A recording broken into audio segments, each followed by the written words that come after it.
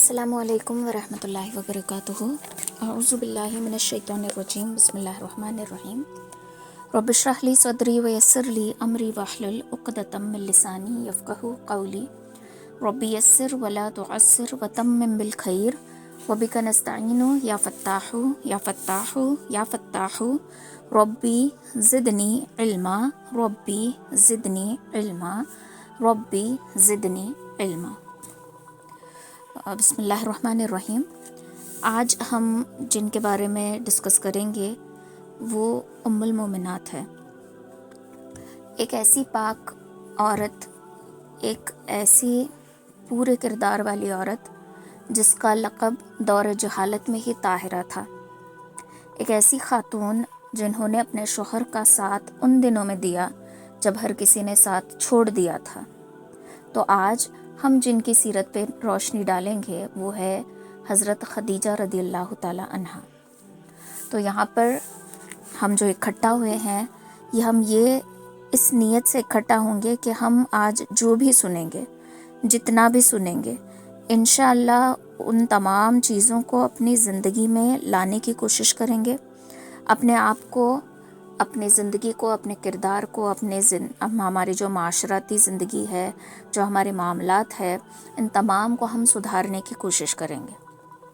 क्योंकि किसी की सीरत जब हम पढ़ते हैं, चाहे वो नबी अलैहिस्सलातु वस्सलाम की हो, किसी भी नबी की हो, किसी सहाबी की हो, किसी सहाबियात की हो, तो इसमें हमारा मकसद सिर्फ ये होता है कि आपने जैसी ज़िंदगी गुजारी है ठीक वैसी ज़िंदगी हम भी गुजारें। अब हूबहू तो वैसे हम नहीं गुजार सकते, इतना तो मैं भी जानती हूँ, लेकिन हम कोशिश ज़रूर कर सकते हैं। तो जैसी ज़िंदगी आपने गुजारी वैसी ज़िंदगी हम गुजारने की कोशिश करेंगे। जैसे आपके अखलाक थे वैसे अखलाक हम अपने बनाने की कोशिश इंशाअल्लाह करेंगे। तो हज़रत खदीजा रज़ियल्लाहु ताला अन्हा जो है या आप सल्लल्लाहु अलैहि वसल्लम की पहली बीवी थी, जैसे कि हम सब जानते हैं। तो इनकी पूरा नाम, इनकी कुनियत, इनका हसब नसब खदीजा बिनते खुवैलिद बिन असद बिन अब्दुल उज़्ज़ा बिन खुसैब अल कुरैशिया। तो हज़रत खदीजा रज़ियल्लाहु ताला अन्हा जो हैं, इनके वालिद का नाम, ये जो सिलसिले से थी, जिस ख़ानदान से थी, वो जाकर मिलता था फिर कुरैश से। ठीक है, तो ये कुरैश से जाकर मिलता था और नसब के एतबार से ये नबी अलैहिस्सलातु वस्सलाम के सबसे करीब थी। अगर नसब को टटोलते जाएंगे तो ये कुरैश में से ही थी, फिर आगे और इसमें टटोलते जाएंगे तो ये पता चलता है कि नसब के एतबार से ये सबसे ज़्यादा आप सल्लल्लाहु अलैहि वसल्लम के करीब थी। अब इनके जो वालिद थे एक ताजिर थे, एक बिजनेसमैन थे, और ऐसे वैसे ताजिर नहीं थे, बल्कि पूरे मक्का में जो भी इम्पोर्टेड चीज़ें आती थी, यानी कि दूसरे मुल्कों से जो भी चीज़ें आती थी, जैसे कि सिल्क है, अलग अलग किस्म के कपड़े हैं, अलग अलग किस्म के मेवे हैं, बहुत यूनिक चीज़ें जो भी आती थी वो इनके वालिद ही लेकर आते थे। जो खुवैलिद है ये ही लेकर आते थे। और ये मक्का में अगर कोई न्यू आइटम देखने को मिलती थी जो यहाँ की लोकल नहीं है बल्कि बाहर से मंगाई गई है, तो पता चलता था कि ये इसके ताजिर कौन है। तो ये जो है सिर्फ मक्का से करीब करीब कंट्रीज से नहीं लाते थे, बल्कि चीन से, यूरोप से, हर जगह, हर कंट्री की जो भी ख़ास चीज़ होती थी वो इसको लाकर बेचा करते थे। तो ये एक इम्पोर्ट बिजनेस करने वाले ताजिर थे और बहुत ही ज़्यादा माहिर थे तिजारत करने में। और जैसे कि हम सब जानते हैं कि मक्का वाले तिजारत में, जैसे कि अगर आप सीरत की क्लास से होकर यहाँ पर आए हैं तो हमने सीरत में पढ़ा था कि मदीना वाले खेती बाड़ी में माहिर थे और मक्का वाले तिजारत में माहिर थे। तो जब हिजरत करके मक्का के लोग मदीना गए थे तो उस वक्त उनको खेत के बारे में कुछ पता नहीं था, इनको आता नहीं था, क्योंकि इनको महारत हासिल थी तिजारत में। तो इससे भी हमें साफ पता चलता है कि मक्का वाले तिजारती कामों में ख़ास हैं। और एक चीज़ सूरतुल कुरैश से भी हमें पता चलती है, जिसमें तिजारती काफ़िलों के बारे में अल्लाह ताला ने जिक्र किया है कि हमने तुम्हें ठंडी के वक्त में ठंड से बचाया, गर्मी के वक्त में गर्मी से बचाया। तो ये सारी चीज़ें जो अल्लाह ताला सूरह कुरैश में बता रहा है, तो इससे ये भी पता चलता है कि कुरैश वाले, मक्का वाले ख़ास तिजारत के माहिर थे। तो वैसे ही हज़रत खदीजा के जो वालिद हैं ये बहुत ही अच्छे खासे बिजनेस वाले थे। फिर عمل فیل کے 20 سال بعد ان کا انتقال ہوا. عمل فیل یعنی کہ اصحاب فیل کا جو واقعہ ہے، ابرہا جو اپنے پورے لوگوں کے ساتھ لشکر کے ساتھ آیا تھا، سورۃ الفیل، الم تر کیف فعل، اس سورت کا جو اگر تفسیر آپ کو پتا ہے تو ہاتھی والوں کی، فیل یعنی کہ ہاتھی، اصحاب فیل، تو یہ فیل والے، ہاتھی والے آئے تھے. کون لے کر آیا تھا؟ ابرہا اپنا لشکر لے کر آیا تھا، جس میں جو ہیڈ آف دا، اس کا جو جانور تھے، ہاتھی تھے، ان کا ہیڈ جو تھا وہ محمود تھا، ہاتھی کا نام. اور یہ ہاتھی کے لشکر کو چھوٹے چھوٹے ابابیل پرندوں نے کنکریوں سے ان کو ہلاک کر دیا تھا. تو یہ جو واقعہ پیش آیا تھا، اس کے 20 سال بعد ان کا انتقال ہو گیا تھا. عامل فیل کے 15 سال بعد حضرت خدیجہ پیدا ہوئی تھی. ٹھیک ہے، تو اس سے یہ پتہ چلتا ہے کہ حضرت خدیجہ رضی اللہ تعالیٰ عنہ جب 5 سال کی تھی تب ان کے والد کا جو ہے وہ انتقال ہو گیا تھا. اب جیسے میں نے شروع میں کہا کہ حضرت خدیجہ رضی اللہ تعالیٰ عنہ کا لقب جو ہے طاہرہ ہے، تو دور جہالت میں، یعنی کہ ابھی اسلام نہیں آیا، اللہ کو کوئی جاننے والا نہیں ہے اور نبی کا سلسلہ شروع نہیں ہوا، لیکن تب سے ہی حضرت خدیجہ رضی اللہ تعالیٰ عنہ کو لوگ طاہرہ کہتے تھے. طاہرہ کے اگر ہم لفظی معنی دیکھیں گے تو پاک، طہارت، پاکیزگی.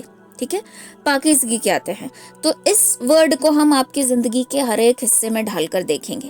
سب سے پہلے آتی ہے کردار کی چیز، تو آپ کردار کے اعتبار سے بھی طاہرہ تھیں. ٹھیک ہے، فل کیریکٹر ان کا ایک دم اعلیٰ درجے والا ان کا کردار تھا، تو یہ کردار کے اعتبار سے بھی طاہرہ تھی. دوسرا، ان کا رہنا، دوسروں سے سلوک کرنا، رہن سہن، سلیقہ، اس میں بھی یہ پاک تھی، مطلب پاکیزگی سے رہنا، یہ ساری چیزیں، تو اس اعتبار سے بھی یہ طاہرہ تھی. لیکن خاص کر کے جو طاہرہ لقب ان کو ملا تھا وہ ان کی تجارت کی وجہ سے تھا. جو مہارت ان کے والد کے اندر تھی تجارت کی، وہی مہارت حضرت خدیجہ رضی اللہ تعالیٰ عنہ کو حاصل تھی. ٹھیک ہے، لیکن ان کا تھوڑا سا تجارت کرنے کا سسٹم الگ تھا، طریقہ تھوڑا بہت الگ تھا. اس پر ہم آگے جائیں گے. ابھی فی الحال اتنا دیکھتے ہیں کہ طاہرہ ملنے کا لقب یہ تھا، لقب ملنے کی وجہ یہ تھی کہ آپ تجارت میں بہت کلیئر رہتی تھی. جھوٹ بول کر تجارت نہیں کرنا، کسی کو دھوکہ نہیں دینا، بے ایمانی نہیں کرنا، غلط طریقے سے نہیں کمانا.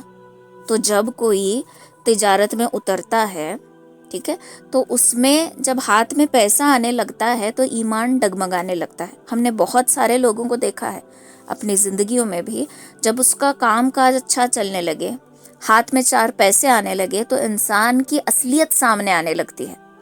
ٹھیک ہے، انسان مال، دولت، شہرت، دبدبہ ملنے کے بعد بدلتا نہیں ہے بلکہ بے نقاب ہو جاتا ہے. تو ہمیں اس کی اصلیت پتہ چلتی ہے کہ واقعی یہ کیا ہے. تو ویسے ہی حضرت خدیجہ رضی اللہ تعالیٰ عنہ جب اتنی بڑی تجارت کرنے والی تھی، ایک تاجرہ تھی، سکسیسفل تجارت، ایسی ویسی بھی نہیں، ایک دم سکسیسفل بزنس وومن تھی، تو ان کی تجارت میں تھوڑا بھی گھپلا نہیں ہوتا تھا. ٹھیک ہے، تھوڑی بھی دھوکے دھاڑی نہیں ہوتی تھی، کچھ بھی ادھر کا ادھر نہیں ہوتا، ایک دم ایمانداری سے جو چیز صحیح ہے اس چیز کو لے کر یہ بزنس کرتی تھی، جو چیز غلط ہے اس سے یہ رک جاتی تھی. تو اس ان کی جو کلیئر ٹرانزیکشن ہوتی تھی، کلیئر وے آف بزنس ہوتا تھا، اس کی وجہ سے ان کو طاہرہ کا لقب ملا. اب اس دور میں دوسری بھی عورتیں تجارت کرتی تھی، کبھی کبھار سفر میں بھی جاتی تھی، سب کرتی تھی، لیکن کمپیئر ٹو حضرت خدیجہ رضی اللہ تعالیٰ عنہ ان کا کوئی مول نہیں. تو یہ اتنی ماہر اور اتنی پاک دامنی کے ساتھ اتنے اچھے طریقے سے یہ تجارت کرتی تھی. ٹھیک ہے، تو اس کے لیے ان کا لقب جو ہے وہ طاہرہ تھا. اب ان کے نکاح کے بارے میں اگر دیکھا جائے تو اس میں بہت اختلافات ہے اور ڈیٹیل میں کچھ ملتا نہیں ہے. بعض اختلافات یہ ہیں کہ پہلا نکاح جو ہے ابو حالہ سے ہوا، بعض میں ہے کہ پہلا نکاح جو ہے عتیق سے ہوا، تو اس میں ڈاؤٹ ہے.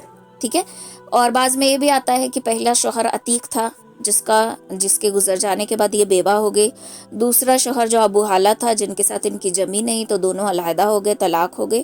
تو اس میں ہم نہیں جائیں گے بیکاز اس کے اندر بہت ڈاؤٹس ہیں، اختلافات ہیں، پرفیکٹ ایک ایسا ہی ہے کر کے کہیں بھی ہمیں نہیں ملے گا. تو بہرحال ہمارے لیے اتنا جاننا کافی ہے کہ ان کے 2 نکاح ہو چکے تھے، ایک بار یہ بیوہ ہو چکی تھی اور ایک بار ان کا طلاق ہو گیا تھا. اب ان 2 نکاح سے ان کی 4 اولادیں تھیں.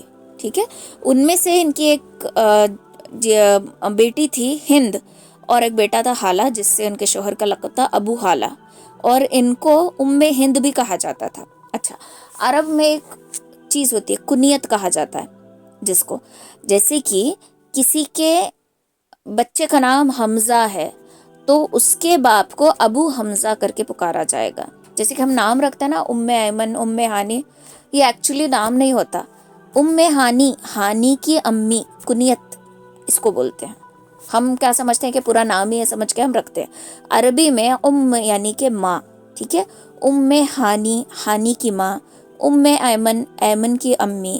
ام سلمہ، سلمہ کی امی. ابو ذر، ذر کے ابو، ٹھیک ہے. ابو حمزہ، حمزہ کے ابو. اس طریقے سے بچے کے نام کے ساتھ پکارا جاتا تھا، اس کو کنیت کہا جاتا ہے. تو ویسے ہی ان کا ایک لقب طاہرہ تھا اور ان کی کنیت جو ہے ام ہند تھی، یعنی کہ ہند کی امی. تو یہ ان کے 4 بچے تھے جن میں سے کچھ بعد میں نبی علیہ الصلوۃ والسلام پر بھی ایمان لے کر آئے، لیکن یہ پہلے 2 شوہر تھے، ان سے ان کے یہ اولاد تھی. تو ان کی پوری زندگی میں ٹوٹل ان کے بطن سے جو ہیں 10 بچے پیدا ہوئے ہیں. 4 جو پہلے نکاح ہوئے ان سے، اور باقی کے 6 جو ہے نبی علیہ الصلوۃ والسلام کے نکاح میں آنے کے بعد. تو ٹوٹل ان کے اولاد 10 ہیں، ٹھیک ہے.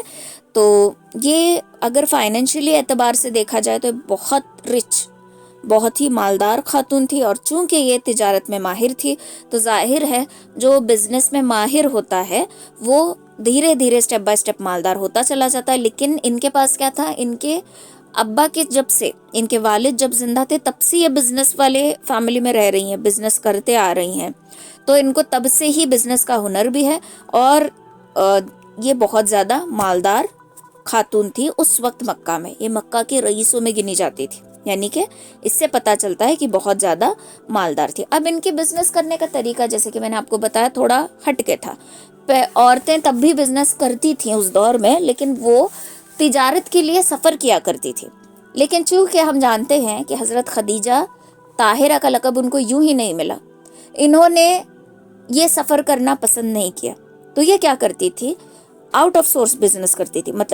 آؤٹ سورس بزنس کرتی تھی مطلب کیسے کہ یہیں پر بیٹھ کے کسی ایک کو ہائر کریں، ہمارے نام کا بزنس وہ کسی اور کنٹری میں جا کر، مطلب ہماری جو بھی تجارت، خرید فروخت جو بھی ہے ہمارا لے کے جا کے وہاں خریدے گا. اور ایک ڈیل ہوتی تھی کہ میں تمہیں اتنے % اس کی کمیشن دوں گی، میرا اتنا رہے گا. تو جو بھی ڈیل ہے 20-40 60-40 جو بھی ڈیل رہے گی اس حساب سے تمہیں تمہاری کمائی ملے گی. تو یہ اس طریقے سے بزنس کرتی تھی اور بہت ہی اچھا ان کا بزنس تھا. اور اسی وجہ سے یہ مکہ کی رئیس خاتون میں سے ایک تھی، ٹھیک ہے. یہ سفر کرنا، ملکوں کا سفر کرنا ان کو پرسنلی پسند نہیں تھا، تو یہ خود ہی ٹریول نہیں کرتی تھی.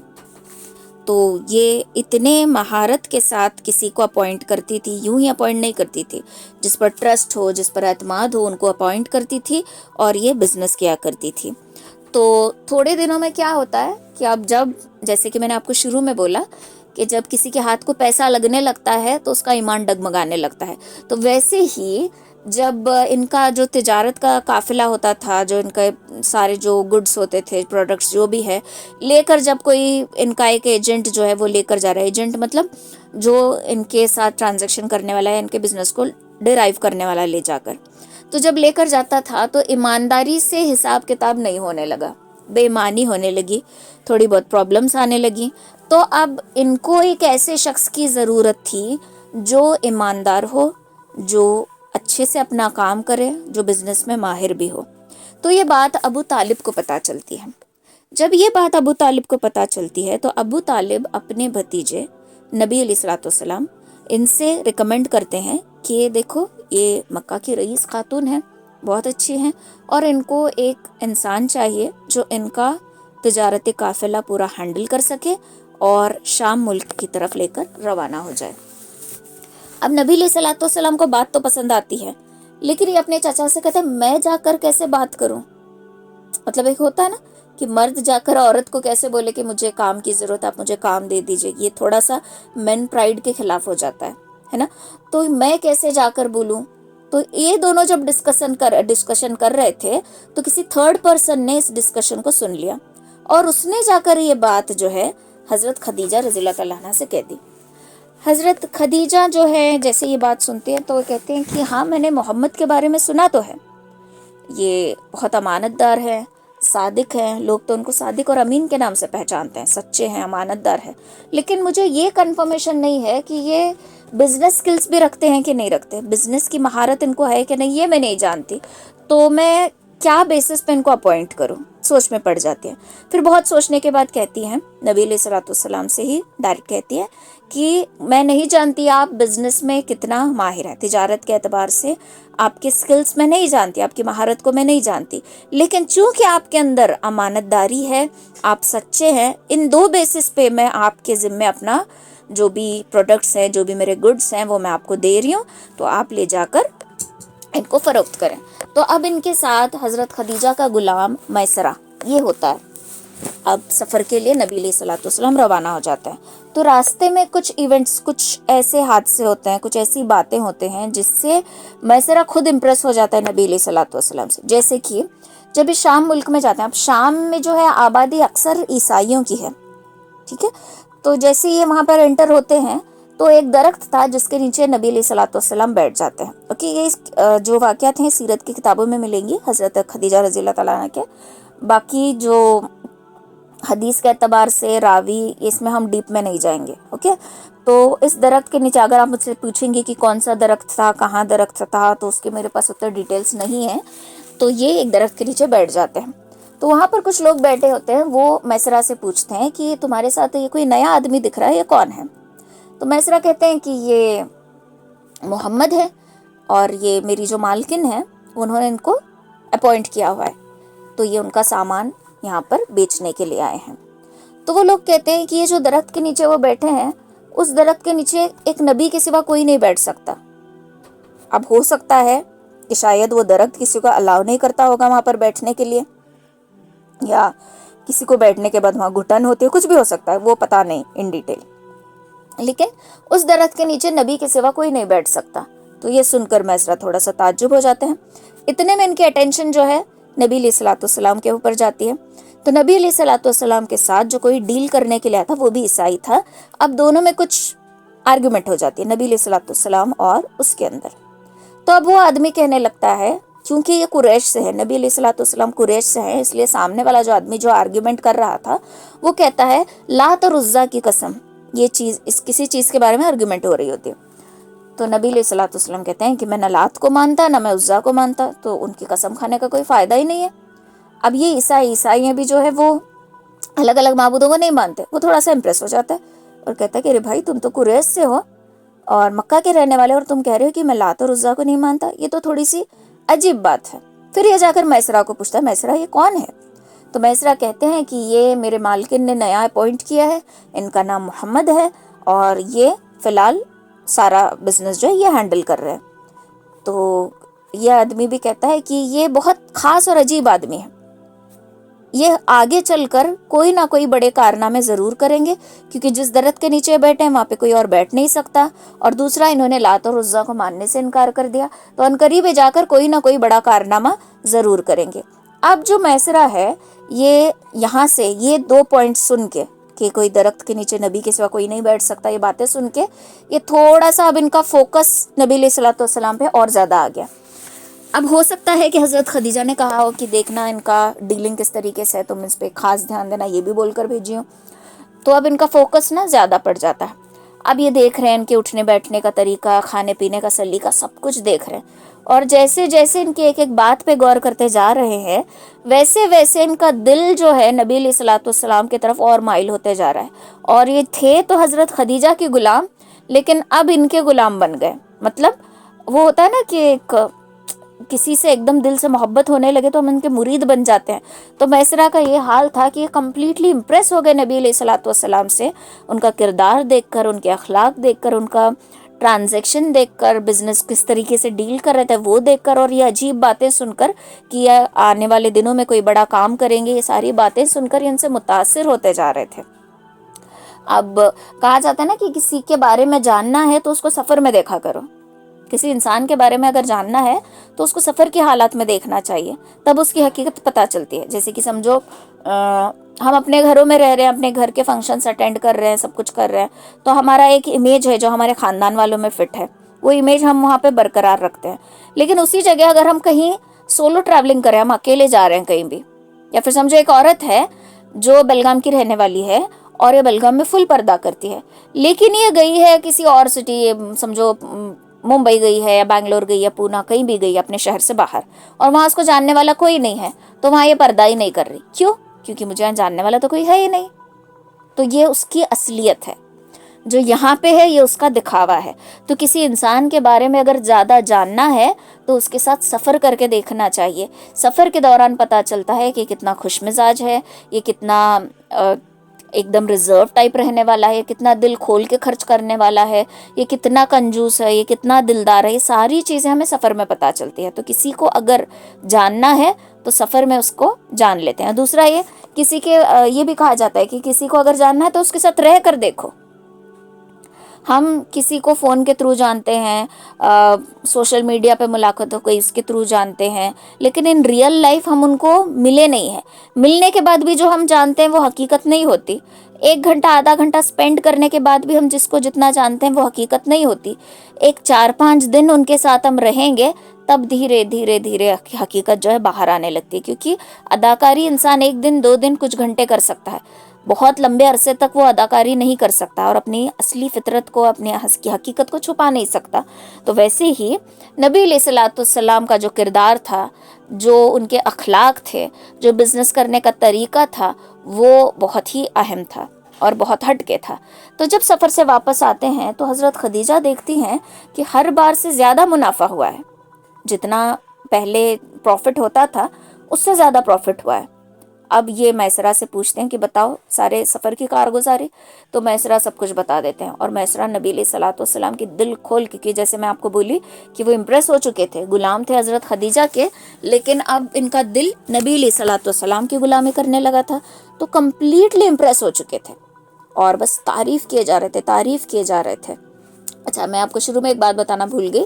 نبی علیہ الصلوۃ والسلام کے ساتھ جب حضرت خدیجہ ڈیل کر رہی تھی تو انہوں نے کہا تھا کہ دیکھو میں تمہیں تجارت کے اعتبار سے نہیں جانتی، مجھے نہیں پتا تجارتی مہارت تمہارے اندر کتنی ہے، لیکن ہاں میں اتنا جانتی ہوں کہ آپ کے اندر امانت داری ہے، آپ کے اندر سچائی ہے، اور ان 2 پوائنٹس، ان 2 بیسس کے اوپر میں آپ کو اپنا سامان دے کر بھیج رہی ہوں. اور انہی 2 خاص چیزوں کی مجھے ضرورت تھی. کس کی؟ امانت داری اور سچائی، کیونکہ میرے ساتھ دھوکہ ہو چکا ہے، تو اس کی مجھے خاص ضرورت تھی. تو اس کے لیے میں نے جتنا دوسروں کو میں پے کرتی ہوں، جتنی کمیشن ان کو دیتی ہوں، میں آپ کو اس سے زیادہ دوں گی. اب جیسے ہی نبی علیہ الصلوۃ والسلام واپس آئے تو پروفٹ بہت زیادہ ہوا تھا، اور یہ بھی امپریس ہو گئی پروفٹ دیکھ کر. اور اس کے ساتھ ساتھ جو نبی علیہ الصلوۃ والسلام نے حساب کر کے دیا کہ اتنی اماؤنٹ ہوئی تھی، اتنا خرچ کیا میں نے، اتنا میں نے بیچا ہے، اس کا اتنا آیا، یہ آیا، سب کچھ A to Z point to point ان کو پورا حساب مل گیا. حساب ادھر ادھر کہیں نہیں ہوا، تو اس سے بھی اور زیادہ متاثر ہو گئی. اب یہ نبی علیہ الصلوۃ والسلام سے امپریس ہوتی جا رہی تھی. امپریس ہوتے ہوتے ایک دن ان کے دل میں خیال آ جاتا ہے کہ کیوں نہ میں نبی علیہ الصلوۃ والسلام سے، یعنی محمد صلی اللہ علیہ وسلم سے کیوں نہ میں نکاح کر لوں. اب یہ جو ہے اس وقت ان کی عمر 40 تھی.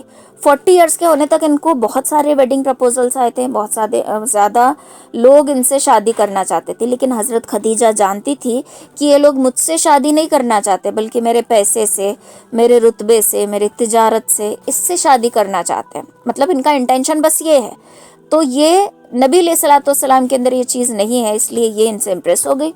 اب سوچ رہی ہیں کہ ڈائریکٹلی بات کروں گی تو صحیح نہیں لگے گا. تو اب یہ کیا کرتی ہیں، اپنی سہیلی نفیسہ کو بلاتی ہیں اور کہتی ہیں کہ نفیسہ، میں اس طریقے سے محمد صلی اللہ علیہ وسلم سے نکاح کرنا چاہتی ہوں. محمد جو ہیں ابو طالب کے بھتیجے، میں ان سے نکاح کرنا چاہتی ہوں. تو نفیسہ کہتی ہے ہاں یہ تو بہت اچھی بات ہے. تو حضرت خدیجہ کہتی ہیں کہ لیکن بات بڑھائے گا کون؟ اب میں تو ڈائریکٹلی جا کے نہیں کہہ سکتی. تو نفیسہ چونکہ سہیلی تھی، اب سہیلیوں کا کام ہی ہوتا ہے، سہیلی کہتی ہے تم اس کی فکر نہ کرو، میں جا کے بات کرتی ہوں. اب یہ جاتی ہیں نبی علیہ الصلوۃ والسلام کے پاس اور جا کر کہتی ہیں کہ محمد صلی اللہ علیہ وسلم، کیا تم نکاح نہیں کرنا چاہتے، ایسے ہی رہو گے؟ تو نبی علیہ الصلوۃ والسلام کہتے ہیں کہ ہاں کروں گا ایک دن ضرور، لیکن ابھی میرے پاس جو وسائل ہوتا ہے نکاح کے خرچ وغیرہ کی چیزیں، اتنا میرے پاس نہیں ہے. جب اس سے میں تھوڑا سا یہ ہو جاؤں کہ میں ایک اور شخص کا خرچہ بھی اٹھا سکوں اور میرے پاس اتنا وسائل ہوں اتنے سارے، تو میں ضرور نکاح کروں گا۔ تو نفیسہ کہتے ہیں کہ اچھا، تو اگر کوئی ایسی خاتون ہو جو امیر بھی ہو، اچھی بھی ہو، پاک بھی ہو، اور اس کے پاس مال اور دولت بھی ہو تاکہ تمہارے اوپر زیادہ برڈن نہ پڑ سکے، تو کیا تب نکاح کے لیے راضی ہو جاؤ گے؟ تو نبی علیہ الصلوۃ والسلام کہتے ہیں کہ ہے کوئی ایسی خاتون؟ تو نفیسہ کہتے ہیں کہ ہاں، میری نظر میں ایک خاتون ہے۔ تو آپ صلی اللہ علیہ وسلم پوچھتے ہیں کہ کون؟ تو یہ کہتی ہیں کہ خدیجہ۔ آپ صلی اللہ علیہ وسلم کہتے ہیں کہ کیا وہ مجھ سے نکاح کرنے کے لیے راضی ہو جائیں گی؟ تو یہ جملہ ہی خود اس بات کا اقرار تھا کہ میں تو تیار ہوں، کیا وہ تیار ہو جائیں گی؟ تو اب نفیسہ کیا کہتے ہیں؟ نفیسہ یہ نہیں کہتی کہ انہوں نے ہی مجھے بھیجا ہے نال، وہ کہتے ہیں کہ ہاں رکو، میں جا کر پوچھ کے آتی ہوں کہ وہ ریڈی ہے کیا نہیں، اگر وہ تیار ہے تو پھر آگے بات بڑھاتے ہیں۔ تو نبی علیہ الصلوۃ والسلام کہتے ہیں کہ ٹھیک ہے۔ اب یہ جاتی ہے پھر خدیجہ کے پاس اور سارا واقعہ سنا دیتی ہیں۔ اب پھر یہ لوگ جاتے ہیں، مطلب پھر نفیسہ کس کے پاس جاتی ہے؟ ابو طالب۔ پہلے دیکھو جا رہی کس کے پاس؟ لڑکے کے پاس، پھر جا کر انفارم کر دیا جن سے نکاح کرنا ہے ان کو، دین گئی ابو طالب کے پاس۔ ابو طالب کے پاس جا کر کہا کہ اس طریقے سے خدیجہ اور محمد صلی اللہ علیہ وسلم کا نکاح ہو جائے تو بہت اچھا ہوگا۔ اب ان کے خاندان والے بھی پسند کرتے ہیں کیونکہ یہ مکہ کی بہت جانی مانی عورت تھی اور رئیس بھی تھی اور طاہرہ بھی تھی، تو امپریس ہو جاتے ہیں سب لوگ، ہاں ٹھیک ہے بولتے ہیں۔ پھر یہ مکہ کا بہت ہی معزز نکاح تھا، کیونکہ وہاں پہ جب نکاح ہوتے تھے بہت عجیب غریب طریقے سے ہوتے تھے، تو یہ بہت ہی معزز نکاح تھا۔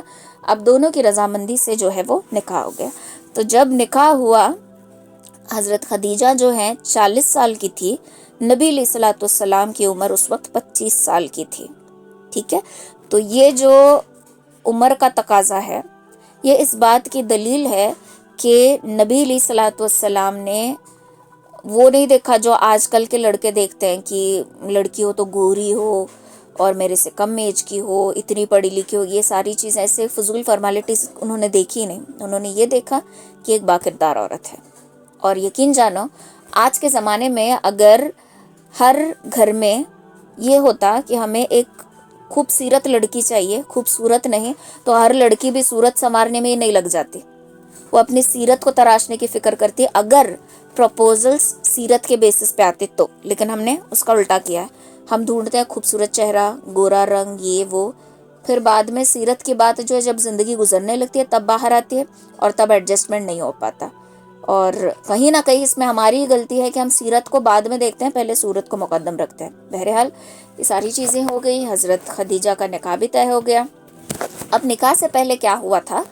حضرت خدیجہ نے ایک خواب دیکھا تھا، اور وہ خواب یوں تھا کہ آسمان میں بہت سارے سورج تھے۔ ہم دیکھتے ہیں نا ایک ہی سورج، لیکن ان کے خواب میں بہت سارے سورج تھے۔ ان میں سے ایک سورج آ کر ان کے آنگن میں اترتا ہے اور ان کا آنگن جگمگانے لگتا ہے، اور وہ روشنی آنگن سے باؤنس ہو کے مکہ میں گرتی ہے، پورا مکہ چمکنے لگتا ہے۔ پھر مکہ سے باؤنس ہو کر پھر وہ روشنی پورے عالم میں گھومتی ہے اور پورا عالم چمکنے لگتا ہے۔ اب جیسے یہ جاگتی ہیں تو ان کو بے چینی سی ہو رہی ہے کہ یہ کیسا عجیب سا خواب تھا۔ اب ان کو سکون نہیں ہے جب تک کہ کسی سے اس کی تعبیر پوچھ لے۔ تو یہ جلدی جلدی جیسے ہی دن آ جاتا ہے تو اپنے چچا زاد بھائی ورقہ ابن نوفل کے پاس چلی جاتی ہیں اور جا کر کہتے ہیں کہ بھائی سنو، میں نے ایسا خواب دیکھا ہے۔ ان کے چچا زاد بھائی تھے اور پورا خواب بیان کر دیتے ہیں۔ تو ورقہ ابن نوفل کہتے ہیں کہ یہ تو بہت اچھا خواب ہے، ہو سکتا ہے کہ کوئی ایسی روشن چیز تمہارے آنگن میں، کوئی ایسا روشن شخص تمہارے آنگن میں آنے والا ہے جس سے پورا مکہ، پورا عالم چمک جائے۔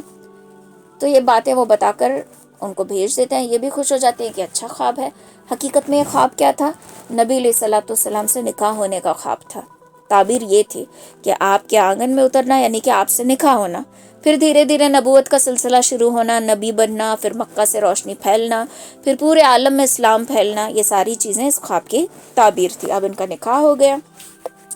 نکاح ہونے کے بعد دونوں میں وہ نہیں تھا کہ یہ میرا پیسہ ہے، یہ تمہارا پیسہ ہے، تم اتنا خرچ کرو، یا پھر عورت مطلب خدیجہ رضی اللہ تعالیٰ نے بھی یہ نہیں تھا کہ میں مالدار ہوں تو میں ڈومینیٹنگ نیچر رکھوں گی اپنا، نہیں، یہ کہیں بھی دونوں کی زندگی میں دیکھنے کو نہیں ملا۔ دونوں کی شخصیت جو ہے ایک دم ڈفرینٹ، الگ الگ، دونوں کو ملا کر کہیں نہیں۔ آج کے ماحول میں کیا ہوتا ہے، اگر عورت بھی کما رہی ہے، مرد بھی کما رہا ہے، عورت اگر زیادہ کما رہی ہے، مرد تھوڑا کم کما رہا ہے، تو عورت کے اندر فوراً ڈومینیٹنگ نیچر آ جاتا ہے۔ اب مانو یا نہ مانو، عورت کے اندر وہ غرور آ جاتا ہے کہ میں عورت ہو کے اتنا کما رہی ہوں، تم مرد ہو کے صرف اتنا لا رہے ہو، یہ میرا پیسہ ہے، یہ چیزیں آ جاتی ہیں، ہے نا. عورت اگر زیادہ پڑھی لکھی ہے، مرد تھوڑا کم پڑھا لکھا ہے، تو عورت اس کو دبا کے رکھنے کی کوشش کرتی ہے. یہ ایک بہت برا سا فتنہ ہے ہمارے لوگوں میں جو عام دیکھنے کو ملتا ہے. عورتیں یہ غلطی کرتی ہیں، واقعی کرتی ہیں، کہ مرد کو دبا کے رکھنے کی کوشش کرتی ہیں اگر وہ زیادہ ایجوکیٹڈ ہو تو. یاد رکھیے مرد کبھی دبنے والا نہیں ہے. مرد کا ایک اپنا، یہ اس کی فطرت میں اللہ نے رکھا ہوا ہے. ایک ایگو ہوتا ہے مرد میں، ایک پرائیڈ ہوتا ہے. آپ جتنا پیار سے اس کو بولو گے وہ بچے کی طرح آپ کی بات مانے گا. جتنا آپ ضد کر کے اس کو دبانے کی کوشش کرے گے وہ اور اچھلتا چلا جائے گا. یعنی وہ آپ کے آگے جھکے گا نہیں، بالکل نہیں جھکے گا. لیکن آپ اگر اس کے ساتھ پیار سے نبھاؤ گے تو وہ آپ کے بن کہے جھک جائے گا. یہ خصوصیت اللہ تعالیٰ نے ہر مرد میں رکھی ہوتی ہے. کوئی مرد یونیک یا ایسا نہیں ہوتا، یہ چیزیں ہوتی ہیں. ہمارے اندر یہ مہارت ہونی چاہیے کہ ہم ان کے ساتھ کیسے ڈیل کریں، ہر طریقے سے ڈیل کرنے کا ہمارے اندر وہ چیز آنی چاہیے. نہیں تو ہم یہ سوچ رہے ہیں کہ نہیں اس کو دبا کے رکھیں گے، اس کو غلام بنا کے رکھیں گے، اپنی انگلیوں پر نچائیں گے. بہت ساری لڑکیوں کا یہ سوچ، اور ابھی کے ماحول کے حساب سے تو سب کی سوچ یہ بن چکی ہے. تو یہ چیز پاسبل ہے ہی نہیں، کیونکہ اللہ نے رکھا ہی نہیں ہے مرد کے اندر. مرد کے اندر ایک ایگو ہوتا ہے، ٹھیک ہے، اور وہ اس کو جھکنے یا دبنے نہیں دیتا. اگر آپ اس کے ساتھ ضد کرو گے کہ یو ہیو ٹو ڈو، ہو سکتا ہے کہ وہ آپ کی محبت میں جھک بھی جائے، لیکن آپ کا جو مقام تھا اس کی نظروں میں ہلکا سا نیچے آ جاتا ہے. آپ جو اس کے دل پہ چڑھ کے تھے تھوڑا سا نیچے آ جاتے ہیں. تو اس سے بہتر یہ ہے کہ ضد اور ڈومینیٹنگ اس کے ساتھ بننے کے بجائے اس کے ساتھ پیار سے نبھا کریں. جیسے ایک چھوٹے بچے کے ساتھ ہم ڈیل کرتے ہیں ویسا ہی وہاں بھی ڈیل کریں. تو یہی چیز جو ہے حضرت خدیجہ رضی اللہ تعالیٰ عنہ اور آپ صلی اللہ علیہ وسلم کے بیچ پائی جاتی تھی. اب حضرت خدیجہ رضی اللہ تعالیٰ عنہ کے ایک بھتیجے حضرت خدیجہ سے ملنے آ رہے تھے، تو انہوں نے سوچا کہ میں اپنی پھوپھی کے لیے کوئی تحفہ لے کر جاؤں. تو سوچتے ہیں کہ کیا لے کر جاؤں، تو سوچتے ہیں کہ غلام لے کر جاتا ہوں جو ان کی خدمت کرے گا. اب بازار میں ایک بچہ ان کو مل جاتا ہے جس کا نام تھا زید، ٹھیک ہے. اب زید رضی اللہ تعالیٰ عنہ جو ہے یہ پیدائشی غلام نہیں تھے. مطلب ہوتا نا کہ بیچتے جا رہے ہیں سلسلہ چلا جا رہا ہے، تو یہ پیدائشی غلام نہیں تھے، بلکہ حضرت زید جو ہے کسی جنگ یا کسی لڑائی بحث لوٹ مار میں جو ہے وہ گم ہو گئے تھے، اور ان کو کسی نے لے آ کر بیچا تھا، اور بازار سے ان کو خریدا تھا حضرت خدیجہ کے بھتیجے نے. انہوں نے جب اس کو خریدا تو اپنے پھوپھی کے پاس لے کر گئے. اب حضرت زید خدیجہ رضی اللہ تعالیٰ عنہ کے غلام، لیکن ان کی اٹیچمنٹ ہو رہی ہے نبی علیہ الصلوۃ والسلام سے، اور نبی علیہ الصلوۃ والسلام بھی جو ہیں حضرت زید سے بہت محبت کرتے تھے. اب یہ محبت دیکھ کر، یہ اٹیچمنٹ دیکھ کر حضرت خدیجہ کہتی ہے کہ زید تم میرے نہیں انہی کے خادم بن جاؤ، نبی علیہ الصلوۃ والسلام کے ہی خادم بن جاؤ. پھر ایسے ہی وقت گزر جاتا ہے. حضرت زید چونکہ بچپن سے غلام نہیں تھے، لوٹ مار میں ہاتھ آئے تھے، تو حضرت زید کے بھائی اور باپ کو پتہ چل جاتا ہے کہ یہ فلان جگہ رہ رہا ہے.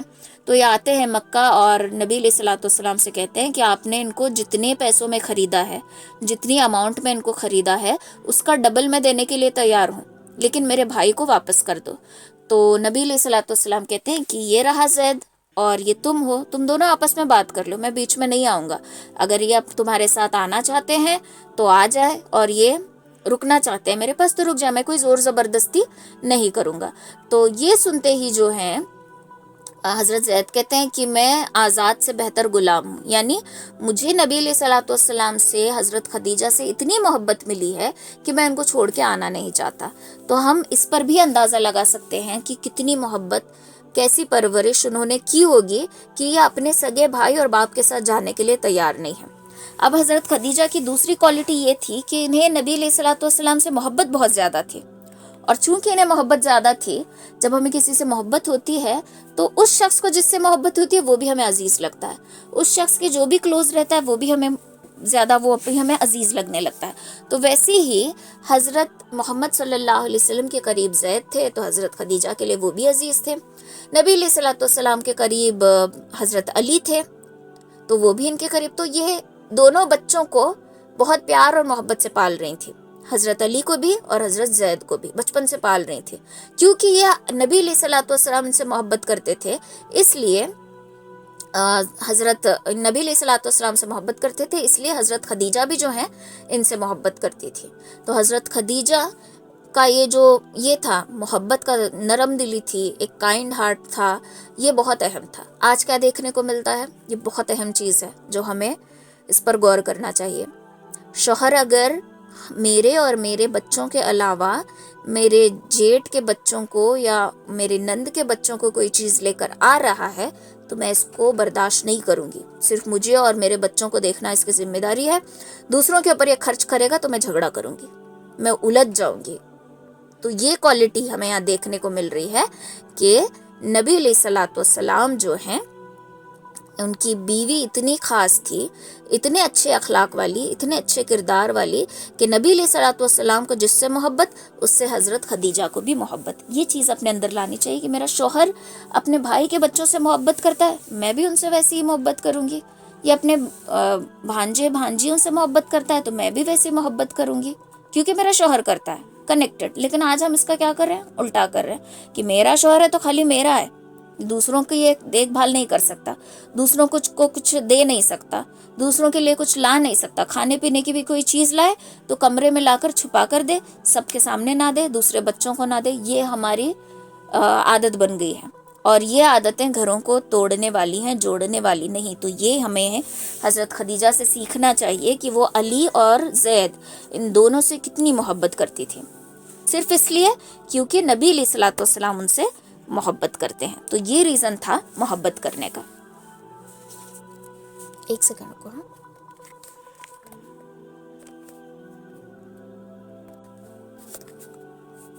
بسم اللہ الرحمن الرحیم۔ تو حضرت خدیجہ کی یہ خوبی تھی کہ اپنے شوہر کو جس سے محبت ہے، انہیں ان سے محبت تھی۔ تو حضرت خدیجہ رضی اللہ تعالیٰ عنہ کے ساتھ بہت اچھی زندگی آپ صلی اللہ علیہ وسلم کی گزر رہی تھی۔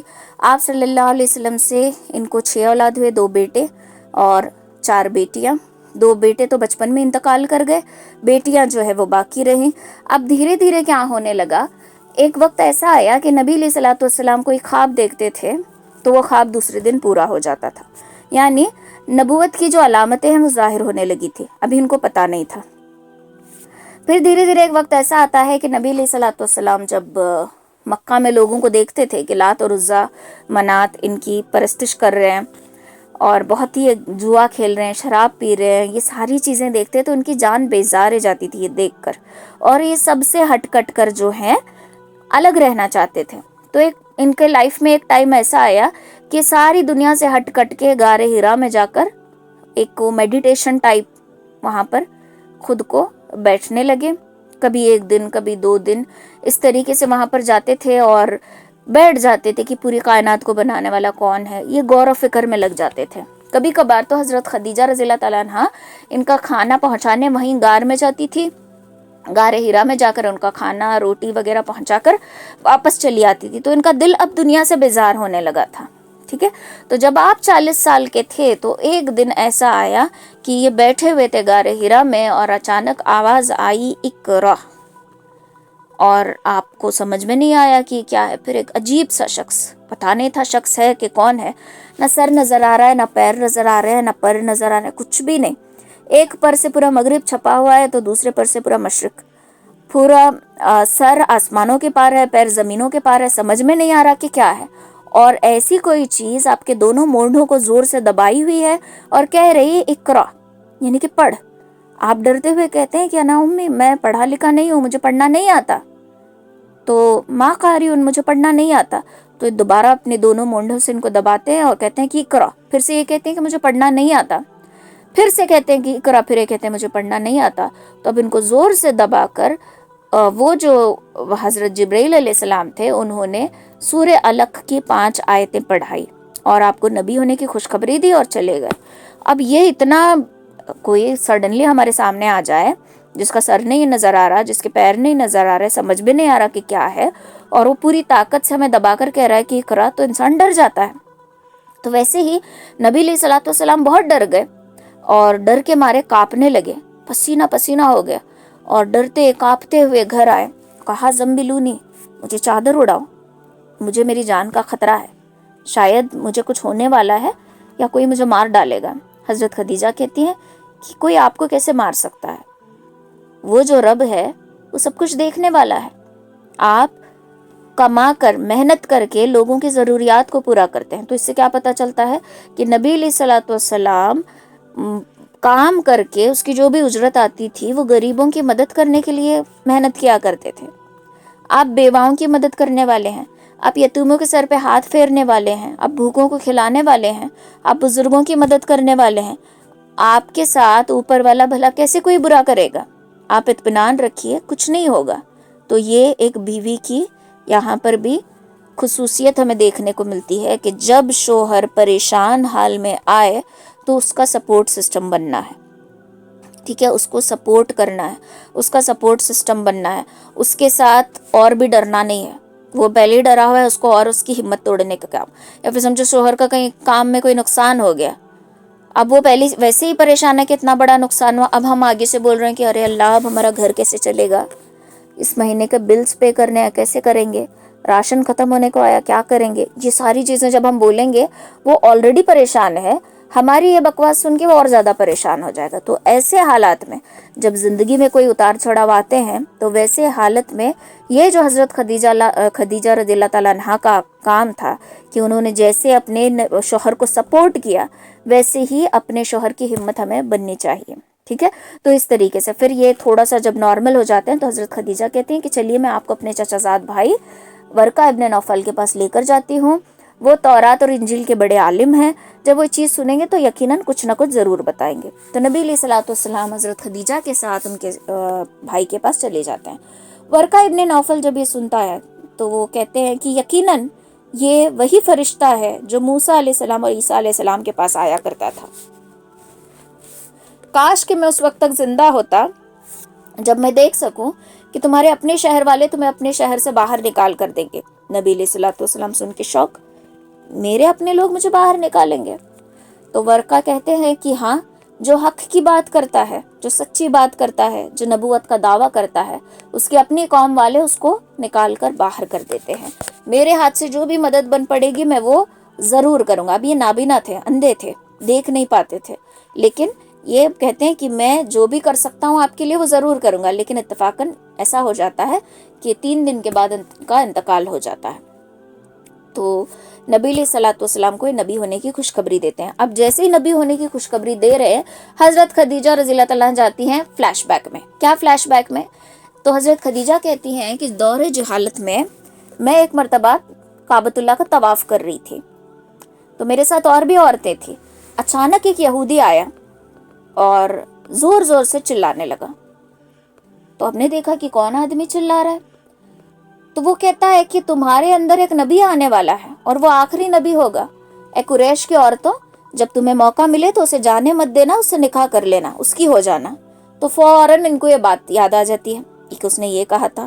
پھر وہ اپنا خواب کہ آنگن میں جو سورج کا اترنا وہ فلیش ہوتا ہے. پھر میسرہ نے جو شام کے واقعات بتائے تھے کہ اس درخت کے نیچے نبی کے علاوہ کوئی اور بیٹھ نہیں سکتا, سب کچھ فلیش ہونے لگتا ہے اور یہ فوراً کہتی ہیں, کلمہ پڑھ کر مسلمان ہو جاتی ہیں. تو یہ حضرت خدیجہ رضی اللہ تعالیٰ عنہا اسلام کی سب سے پہلی, جو ہمارا دین ہے, سب سے پہلے انہوں نے اسلام قبول کیا تھا. ٹھیک ہے, تو یہ بعض علماء یہ کہتے ہیں کہ ان کے بعد جتنے بھی لوگ ایمان لائے سب کا ثواب ان کو ملتا جائے. مطلب ان کو بھی ملے گا لانے والوں کو, لیکن ان کو زیادہ ملے گا. جیسے میں بولتی ہوں نا کہ ایک چین بنتی چلی جاتی ہے, تو ویسے ان کو بھی کیا ہے, ثواب ملے گا. تو اس طریقے سے سب کچھ انہیں دھیرے دھیرے دھیرے فلیش ہونے لگتا ہے. تو اب نبی علیہ الصلوۃ والسلام کے ساتھ یہ ہر قدم ساتھ دیتی ہیں, ہر قدم. ایسا نہیں کہ پیچھے ہٹی, لوگ ٹارچر کر رہے ہیں, پریشان ہو گئی, پیچھے ہٹی, بالکل نہیں. اور ان کی ایک خاص بات یہ بھی ہے کہ یہ نبی علیہ الصلوۃ والسلام کی واحد بیوی تھی جو ان کے ساتھ بہت زیادہ رہی ہیں, اور ان کے نکاح میں ہوتے ہوئے نبی علیہ الصلوۃ والسلام نے کسی اور سے نکاح نہیں کیا. تو یہ آپ کا کردار. بہت سارے لوگ نعوذ باللہ جو اسلام کے دشمن ہیں, جو اسلام کو گہرائی سے نہیں جانتے, جو نبی علیہ الصلوۃ والسلام کے کردار کو نہیں جانتے, آپ کے اخلاق کو نہیں جانتے, وہ آپ کے اس بات پر الگ مطلب نکالتے ہیں کہ آپ کی اتنی بیویاں تھیں, حضرت عائشہ کو اتنے کم عمر میں انہوں نے نکاح کیا. اور ایک اور حدیث آتے ہیں نا کہ نبی علیہ الصلوۃ والسلام کو 2 چیزیں محبوب ہیں, خوشبو اور عورت. عورت کا مطلب یہ بھی حدیث کو نا الگ کر کے پیش کرتے ہیں. اس کے لیے میں کہتی ہوں دین کو سمجھو, تاکہ سامنے والا کوئی گندی بات کرے تو اس کے منہ پر ہم جواب پھینک سکیں. تو اس طریقے سے وہ باتوں کو جو اس کا توڑ یہی ہے کہ نبی علیہ الصلوۃ والسلام تھے کتنے؟ 25 سال، بڑھتی جوانی کی عمر. حضرت خدیجہ 40 سال، ڈھلتی جوانی کی عمر. آپ نے یہ ساری چیزیں نہیں دیکھی. جو چیزیں ایک مرد ایک عورت میں ڈھونڈتا ہے وہ چیزیں انہوں نے بالکل بھی نہیں دیکھی. اور ان کے نکاح میں ہوتے ہوئے انہوں نے کسی اور سے نکاح بھی نہیں کیا. تو اس بات کی یہ مین دلیل ہے. جو لوگ انگلیاں اٹھاتے ہیں نا، ان کے لیے ایک دلیل کافی ہے. تو آپ کے ساتھ حضرت خدیجہ رضی اللہ تعالیٰ عنہ 25 سال رہی. ٹھیک ہے. تو دیکھو نبی علیہ الصلوۃ والسلام کی شادی ہوئی 25 سال میں، انتقال کر گئے 63 ایئرس میں. تو ٹوٹل ان کی جو 25 سال کے بعد کے جو زندگی ہے کتنی ہوئی؟ 38 ایئرس. 38 ایئرس میں 25 ایئرس انہوں نے حضرت خدیجہ رضی اللہ تعالیٰ عنہ کے ساتھ گزارے ہیں. یہ ان کی مشکلات میں ساتھ دینے والی بیوی تھی، ان کی پریشانیوں کو کم کرنے والی بیوی تھی، ہمیشہ آپ صلی اللہ علیہ وسلم کا سپورٹ سسٹم تھی. ٹھیک ہے. تو اس کا آگے کا انشاءاللہ ہم نیکسٹ ویک کنٹینیو کریں گے. یہاں تک کے لیے آج کافی ہے.